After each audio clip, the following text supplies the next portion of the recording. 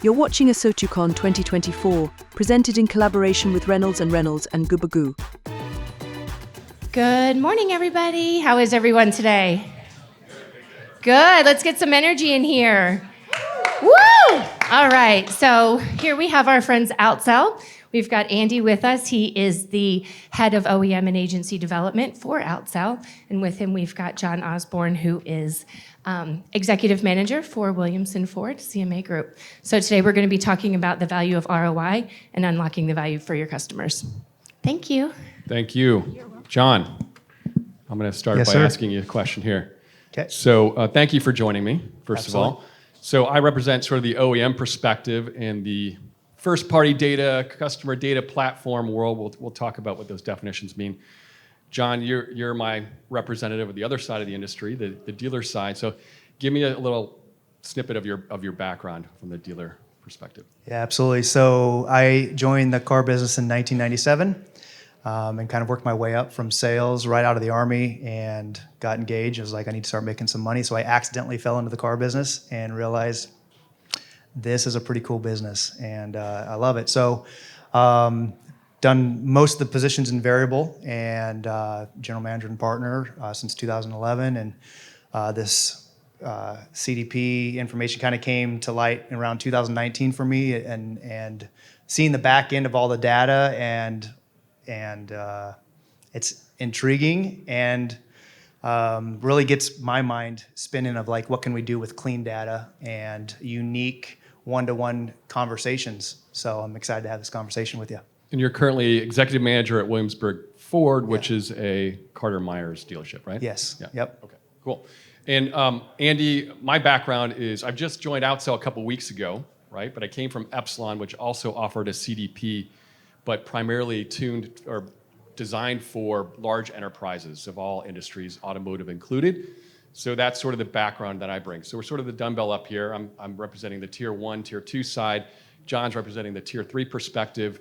And what we thought we would do is do an overview sort of the industry, the lay of the land, right?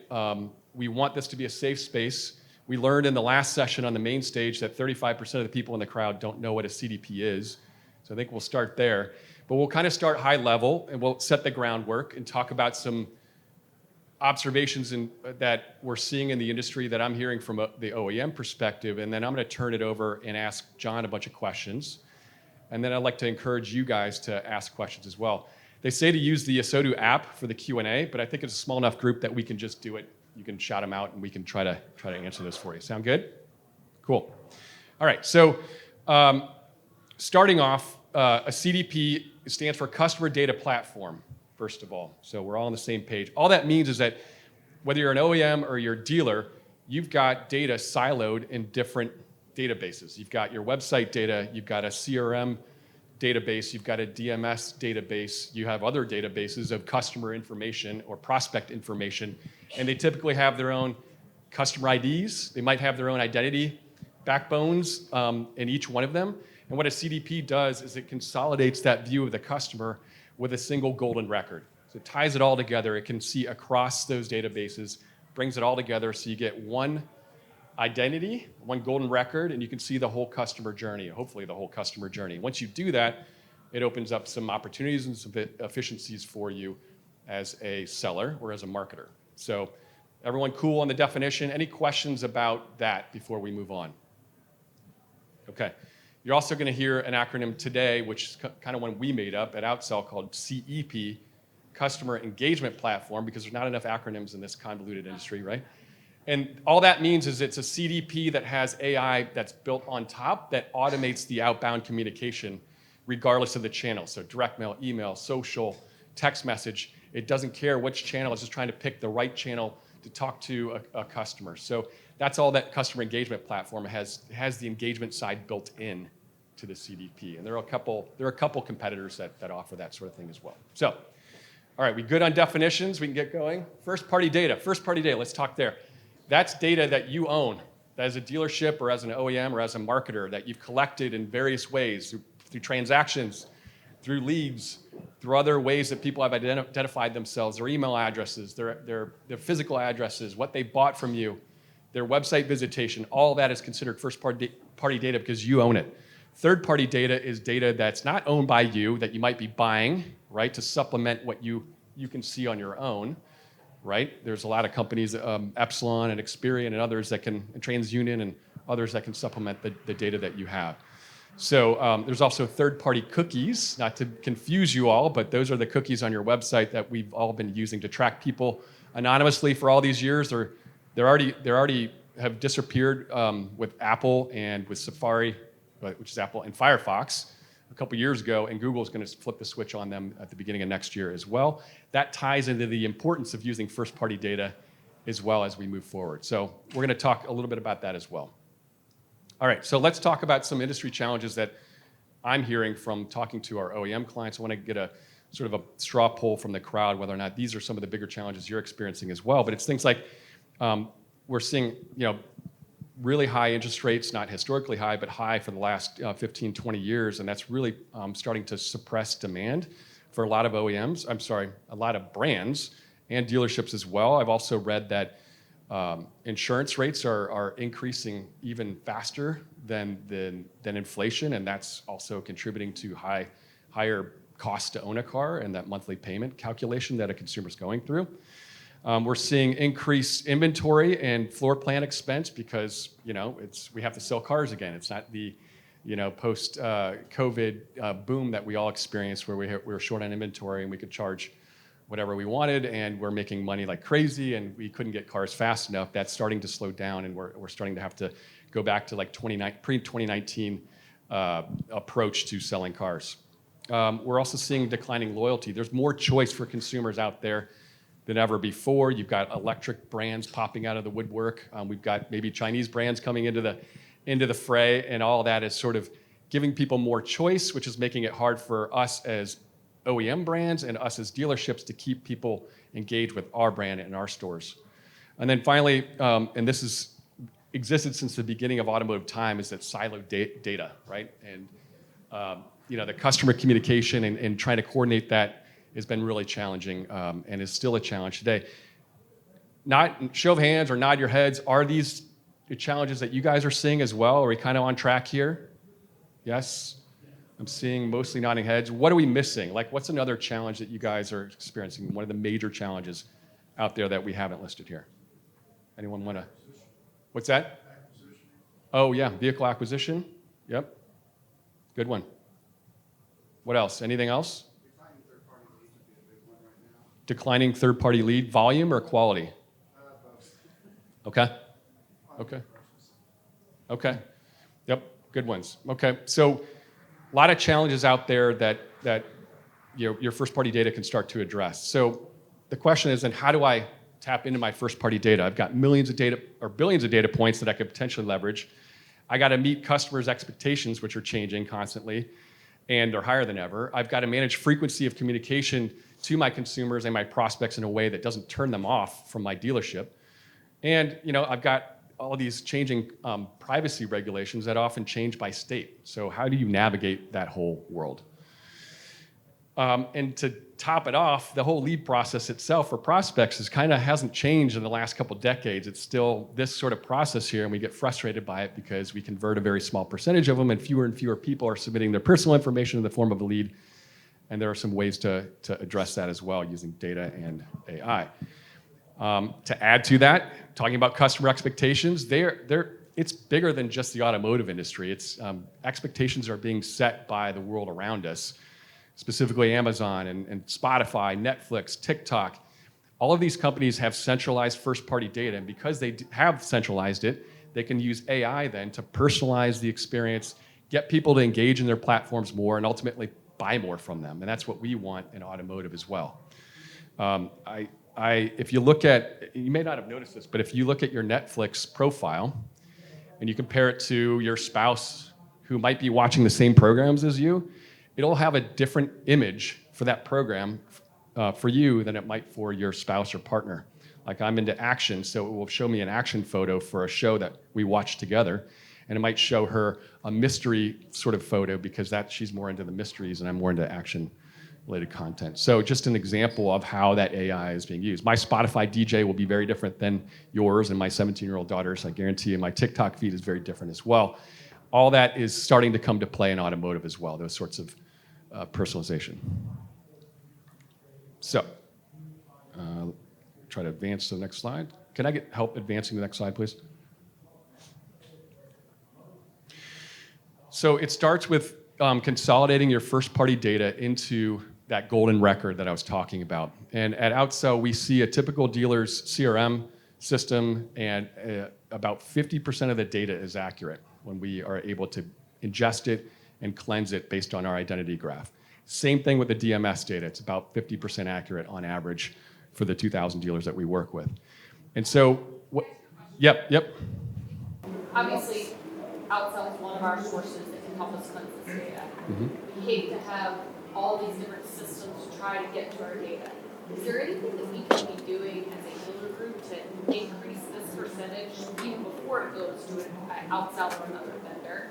That's crazy high, and I'm sure it's accurate based on our database. What are we doing wrong that's creating such an accuracy?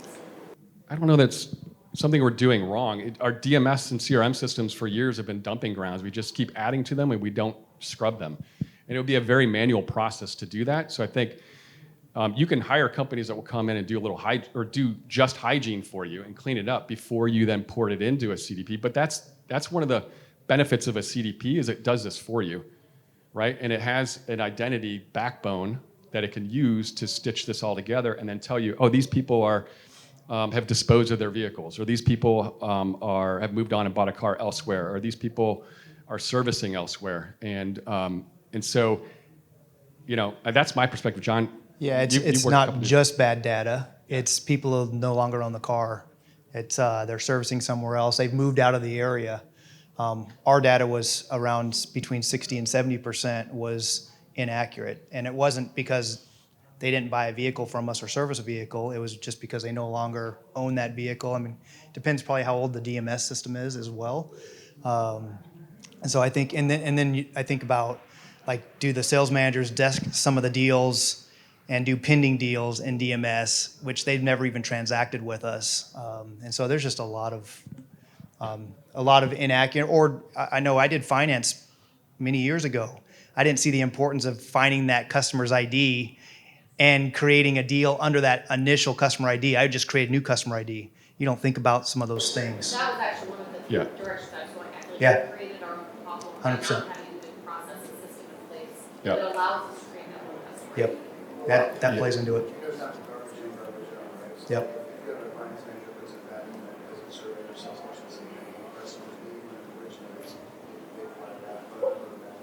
Right. Yes. So what he's saying is garbage in, garbage out. If you're dumping information in, email addresses, names, transaction data, whatever, is that what these CDPs do? Is to stitch that all together and identify, oh, you've got two different customer IDs, actually the same person. And yes, that's one of the benefits. And I can't speak for the other ones, but most CDPs will do this frequently. Every month they're scrubbing your data and trying to keep it up to date and keep it as clean as possible. And then the benefit to that, obviously, previous to having this golden record, you're sending email blasts, you're sending direct mail, blasts and stuff to consumers that either don't exist anymore or dispose of their vehicles. And you think of the waste there. Think of how much money you're spending on communications that aren't reaching the intended customer. Or think of the situation where you're sending 5 different emails out because you think it's 5 different customers. It's actually the same person or same household. That gets annoying. It's not a good consumer experience. So that's the promise here that this holds. So just a sort of an oversimplification of the first-party data ecosystem from the OEM and the dealer perspective. I'm going to walk through this. If you start on the OEM side, they've got a CRM system, which is actually very different than a dealer CRM system. That's basically their version of a DMS. It's got all their transaction data from all their dealers in there. They've got their lead management system. They've got their websites and other first-party data that's feeding into these little individual data silos. But several years ago, all the OEMs realized they needed a CDP to sort of stitch this data together. So they're all using some form of a CDP today. And what they do then from that CDP is they can push the data. They can create customer segments, audience segments, active customers, inactive customers, lapsing customers, that sort of thing. And they can push that out to the rest of their company, their enterprise. They push it down to dealers. They can also push it into their agencies, to have communications go out to them. They can push it into, their other vendors and partners like Google and Meta and other companies to actually do the communication on their behalf. And then they can see the data coming back. It comes back into the CDP, and they can get a better view of the full customer journey and all the touch points along that journey from initial contact to transaction. The dealer side of the space, what we learned in the last session is only about 15% of the people in the audience on the dealer side are currently using a CDP. So there's a gap there on the dealer side of the business. And the dealers would have the same benefits from one if they were to put one in place. And I think we'll talk about it in a minute, but I think one of the questions is, how do you evaluate the ROI of putting one of these systems in place, right? So, and once the dealer has that, they have that golden record, and then they can start pushing audiences out and making sure they're not over-communicating with people, and they're not communicating to people that no longer want to hear their message or don't exist, or dispose of their vehicles. What are the benefits of a CDP? From our perspective, what we see across our dealers, we see an increase in return sales to the same dealer.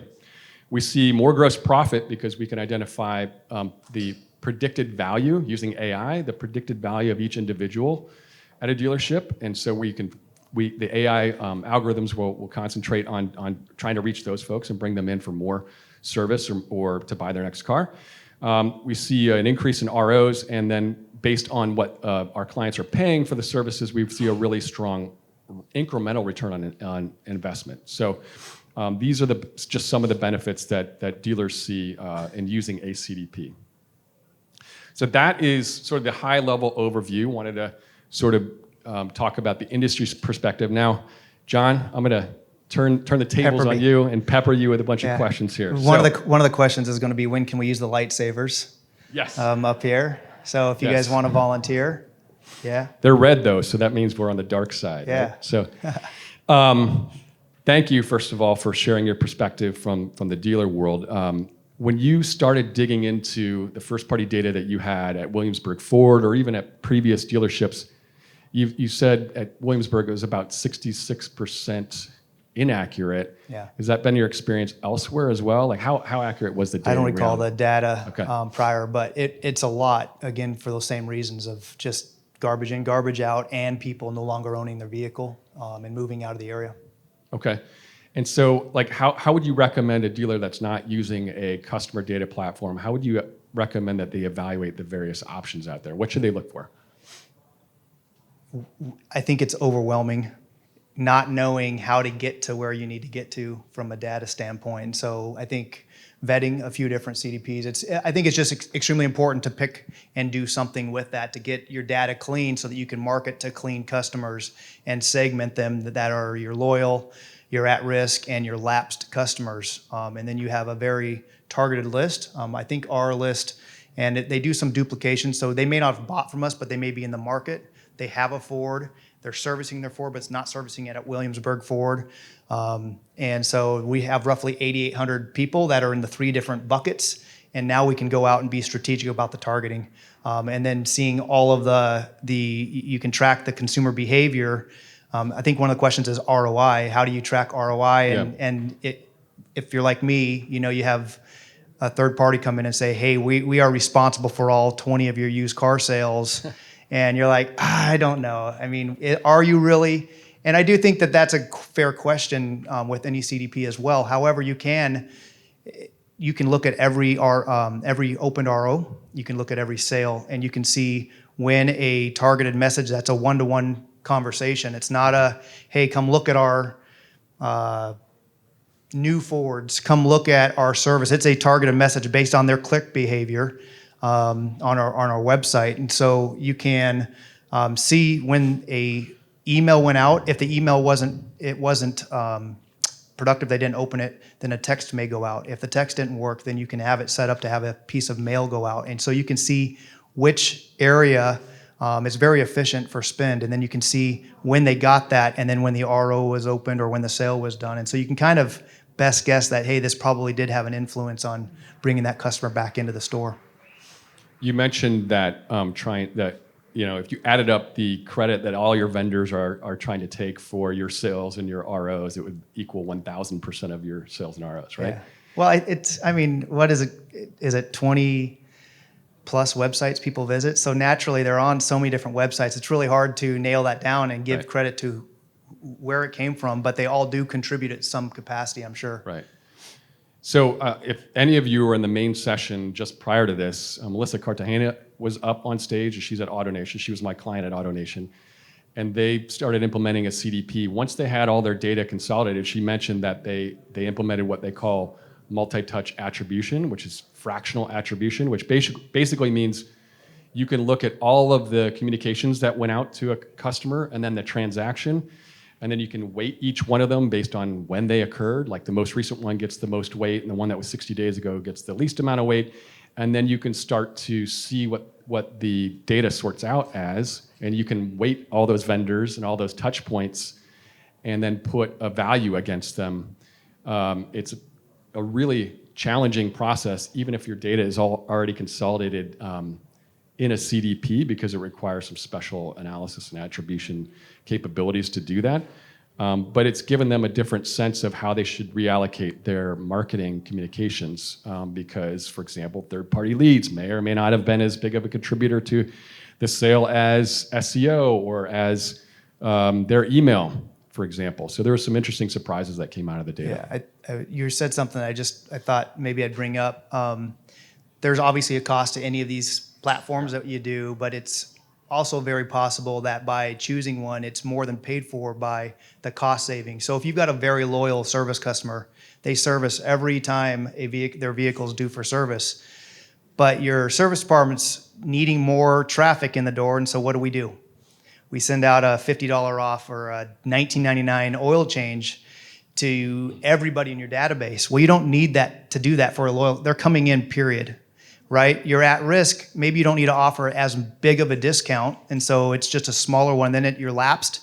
You get to choose whatever it is. So there's some massive savings by knowing your data and then marketing specifically one-to-one to that data to make sure that you're hitting them at the right time, and the right place and the right marketing median. It's really effective. Talked to a dealer a week ago who's has a 100 service base, so a big service operation, and he said he's full. And so his challenge isn't getting people in for service, it's knowing who is going to spend the most in terms of customer pay when they're in the service space. So you can use a CDP to help inform you of that. And so when you're setting your appointments, you can then prioritize the people that are going to do more, are more active and pay more than the ones that maybe won't. And you can do the same thing on the sales side by prioritizing your follow-up with people that have the highest predicted value over the next 2 to 3 years versus ones that are in market but don't have that same predicted value to you as a dealership. So that's where the profitability comes in. It's not just process, but profitability. Go ahead. But what I hear you saying, the dealer needs a CDP if their data's not accurate. Yeah. When you incorporate the CDP, is there a percentage of accuracy? Like, are you coming back and saying our data's 100% accurate, or is there? Well, a CDP, so that's a really good question. It depends on the CDP and their own backbone and their own identity graph. So once that CDP sort of consolidates your data and scrubs it and puts it all and ties it all to that golden customer record, they're gonna give it back to you. They're gonna push it to you or directly push it into your CRM and your DMS database and say, no, this is the right customer ID. All these other IDs tie to this one, right? And so you have a more consolidated view. On the enterprise side, I had a customer that had 35 million records, and once we scrubbed it, there were only 7.5 million actual individual records. The others were duplicates or fictitious records. So once you got that 7.5 million, then you're cooking with gas, and you're focusing your time and attention and effort on much more productive data set. Right, because I might see Williamsburg Ford's database, and I might see 66% inaccurate data that's based on my identity graph that I'm applying, which is based on a bunch of information sources feeding into that, including the actual change of address, disposer data that we're getting, and other data inputs that we're getting. It's going to be a little bit different if another vendor were to do that same process. Hopefully they're close and they're not wildly disparate, but that's something that you could actually ask vendors that you're considering, is to give them access to your DMS and CRM and tell them to merge them together and spit back what they found, and then you can evaluate that by looking into your systems and seeing, double checking their homework basically, and seeing how accurate they are. Yes, Liza. So many tools that we have in dealerships, and we're learning every day more things need to be more efficient, more profitable. And I think that there's a misconception, at least when we were first hearing about CDPs, that, oh, go get a CDP and all this great stuff is happen. Yeah. There is a role that the dealership, the general manager, the marketing team, whoever it is, needs to play. What is that from your perspective? What is the role that has to happen within the dealership to make a CDP tool effective and efficient? So the question is, what's the role of the dealership and the personnel in the dealership to get the most value out of the CDP that they put in place? John, I'll let you start. Okay. I was thinking of two things when you were asking that question. One was yesterday, we looked at a graph of our ROs for service and the drop off at a certain mileage band. And for CMA's Williamsburg Ford, it was like 160,000 miles was a massive to we get less than 10 ROs a month if it cars at 160,000 miles or more. And so obviously there's a lot of cars out there that fit that. So maybe we need to create a different pricing rule, different shop rate for that. And so I think unveiling the data is one thing. The other side of it is, how do you create, there's on demand that you can add. For us, it was about a 50% more outbound activity if you did some on demand as well. So what that looks like is, let's say you're heavy in F-150s.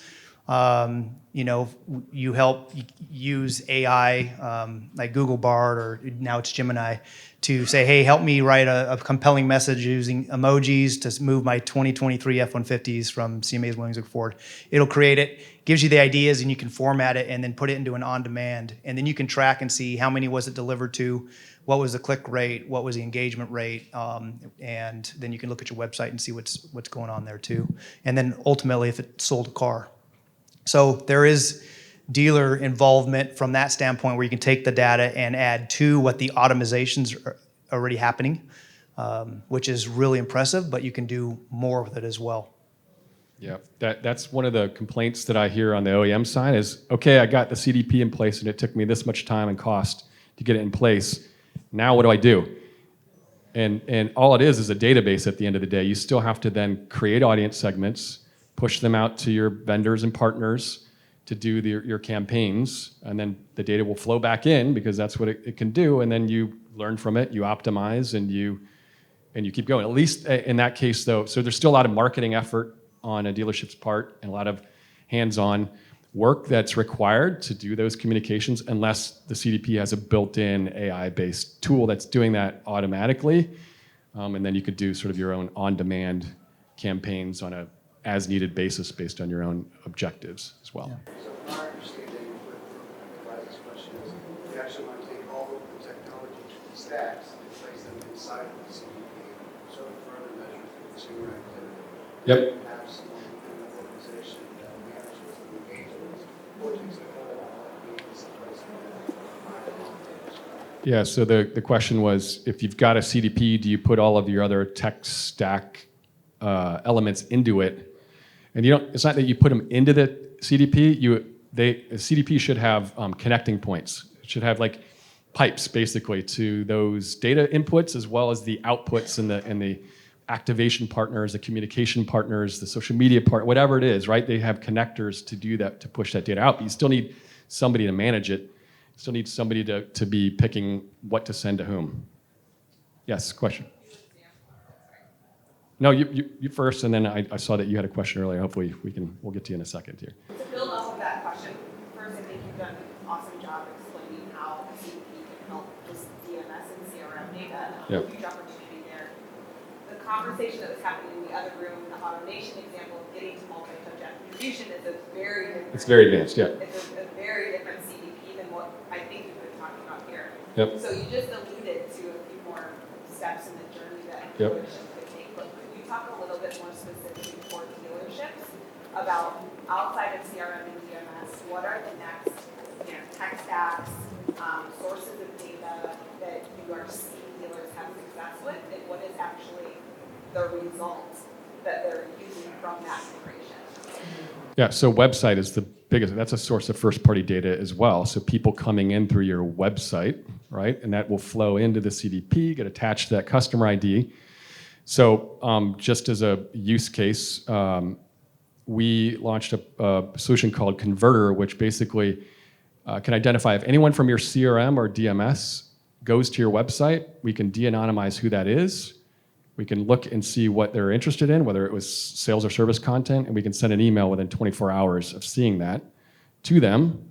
And if they don't respond to the email, we send a direct mail piece within 24 hours of that individually to each of those people. We see a really high conversion rate when we do that. That's just one example of using identity that's built into the CDP and some AI automation to personalize the communication going out based on what it knows about that customer, what vehicle they currently own, what content they may have been browsing on the site, right? That's relevant to them, and they can pick similar vehicles or similar services.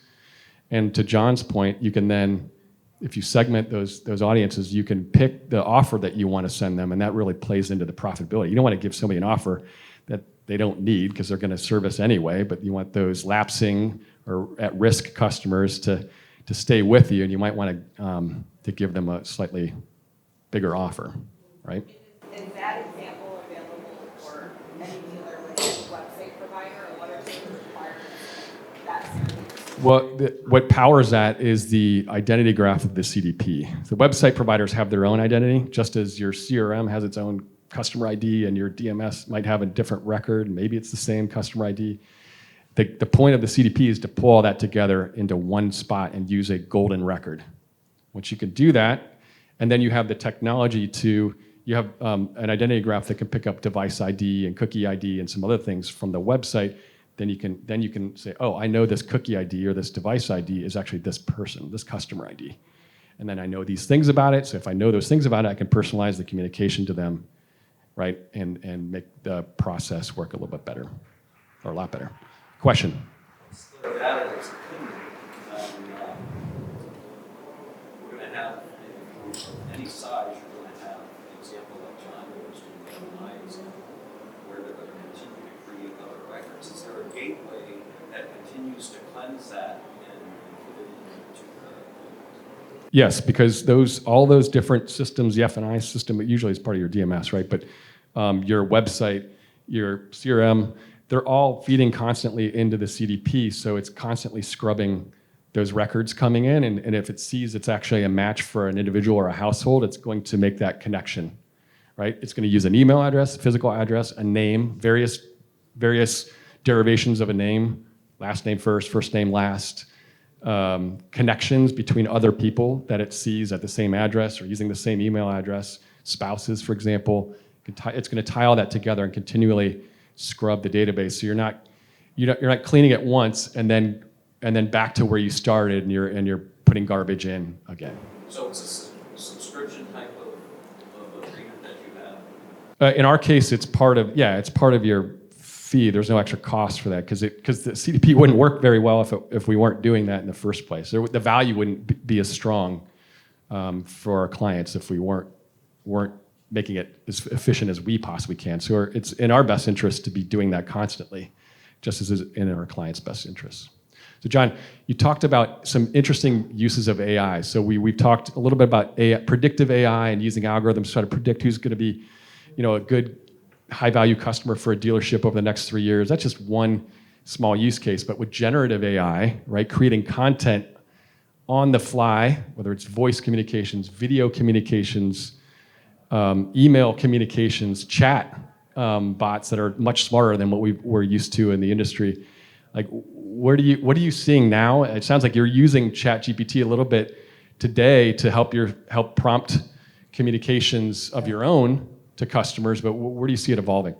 Yeah, for me, I have ideas and I'll put it in there and it'll give me a better clarification of my idea and then I can formulate it a little bit better. Yeah. I think AI can help us in a bunch of different ways off of If customer submits a lead or calls us, or however, there's some type of engagement that an email goes out and perhaps it creates a video to that customer. And it's a video on what they're asking about, and it uses voice, it uses all the things that are starting to kind of... You could actually use the likeness of the salesperson, right? Be very exciting to be able to really meet the customer what they're maybe not asking for, but it's kind of giving above and beyond what their expectation is. I think that would be incredible. And then, however they're getting to your website, and just being able to allow them to pick up the conversation using AI, direct them to a service appointment or whatever, making it really, really simple around the clock, 24 hours a day, which that's kind of there anyway if you've got a good chat tool, AI conversational tool on your website. But I think the video would be really cool. That's one of our biggest hangups in our business, is consistently sending out quality video on a vehicle. And that could also be for service too. Imagine if you could take all the photos, and you have technicians that don't like to have their face on the video. We're going through that currently right now, but imagine being able to just take photos and then let AI do the rest and send it out and do all the recommendations. I think that could be really powerful. And so I don't think we're that far away from perhaps having those kinds of things for availability. It's interesting, and I can say that all vendors like us are trying to figure out how to incorporate generative AI into what we do, so that instead of having to go out to ChatGPT and drop something in there and then bring it, cut it, paste it, put it back into the interface, it will be integrated like a co-pilot or an assistant, right? So us and our competitors are all sort of working on that. Some people think AI is coming for us all to take our jobs and to eventually kill us. What's your take on AI, John? Just help us be more efficient and create a much better messaging to our customers, and much more professional and consistent. Yeah, I heard it described as it's a way of taking chores away from humans, right? Chores is a bad word. Nobody wants to do chores. I can't get my kids to do any chores. So if it could automate the things that are mundane or time-consuming or have a lot of data involved, so that we as humans can do what ASOTU preaches, which is interact with more humans and do what we do best, then that's a win-win. It just makes us more efficient at the end of the day. So I agree. I think it's something to embrace and not worry about the pending end of the world necessarily. Yeah. So, okay, ROI. So then, how do you evaluate? You paid for this CDP. You've got all your data consolidated, and you're doing communications, and you're trying to look back and try to figure out whether that monthly investment is worth it. How do you? Yeah. So there's a dashboard. You can see what avenues were sent out, how many pieces of mail were sent out. And again, it's with Outsell, it's email first, then text, then mail, but none of those trigger unless the first one doesn't work. And so there's massive efficiencies in spend, advertising spend, because of that. And then you can see every service RO or every sale that had some type of a message from the CDP sent to it. So you can then, again, kind of go back to what we were talking about earlier. You do have to kind of not assume that every one of those was because of the CDP. There's no way. However, did it influence, and did the years or months of consistent messages get them to where they're at right now? And so the ROI is actually very easy to see. It's on the dashboard, and you can see engagement and return on investment. But again, you just have to have a little bit of a common sense approach to it. Otherwise, who wouldn't want to pick up $150,000 of incremental service business or $50,000 in sales, know, in gross? It's just there's a little bit of a common sense approach. Some clients like to look at trends too. So their service retention trends, or active customer trends, and look at how that changes pre and post. Yeah.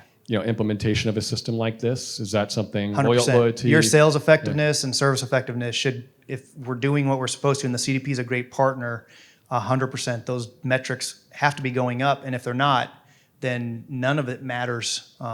So I think that those are probably the two areas to look at, along with perhaps market share and different things.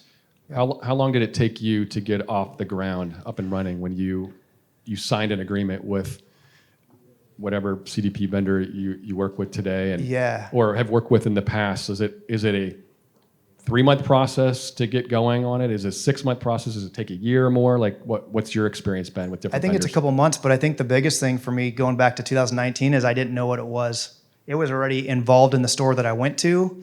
And I was like, I saw this expense line. I'm like, what the heck is this? You know, and it wasn't until I had a conversation of seeing the importance of it and what the ROI was, and then always on engagement with consumers without us doing anything. That was eye-opening for me. And so I don't know what the exact time frame is, but it's really an awareness and being, I mean, you wouldn't look on your showroom floor and ignore a customer on the showroom floor, right? I mean, or a service customer that's coming into our drive. I was doing that with Outsell. I didn't have a clue. And so once started paying attention to that and you're starting to drive behaviors and decisions, I think is really big.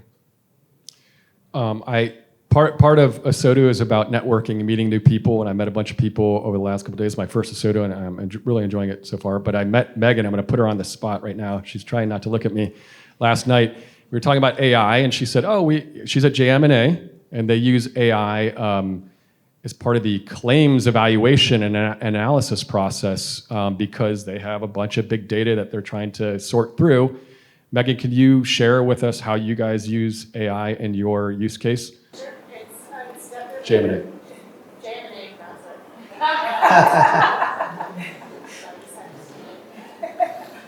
Share the love. It's evolving technology for sure, but as dealers in the room can appreciate, we're seeing the same situation with cost of care, which just over post-COVID, right?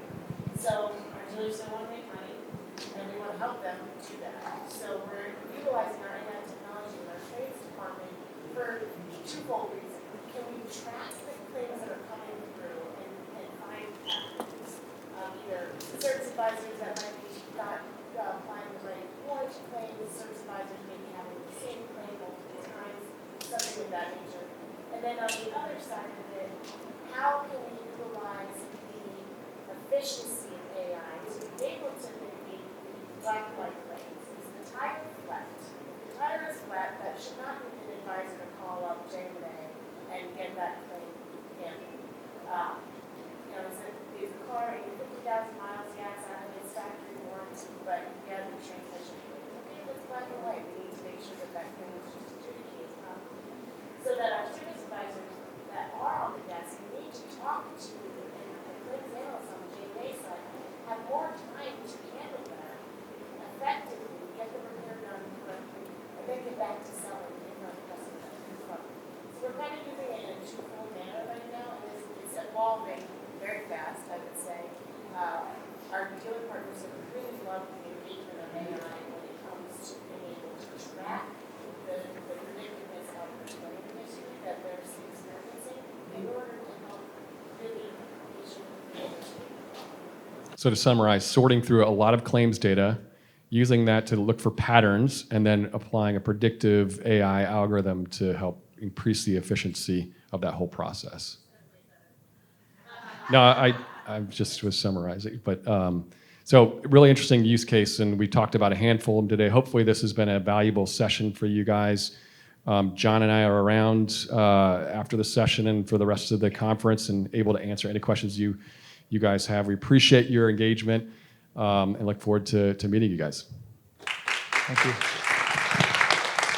All right. Thanks, Andy. Thanks, John. Just so everyone knows, I know Andy mentioned this, but speaking of networking, if anybody has any additional questions, you can reach him in the app, Andy Jacobson. You can send him a message. Thank you so much for a fantastic mini keynote, and thank you for coming.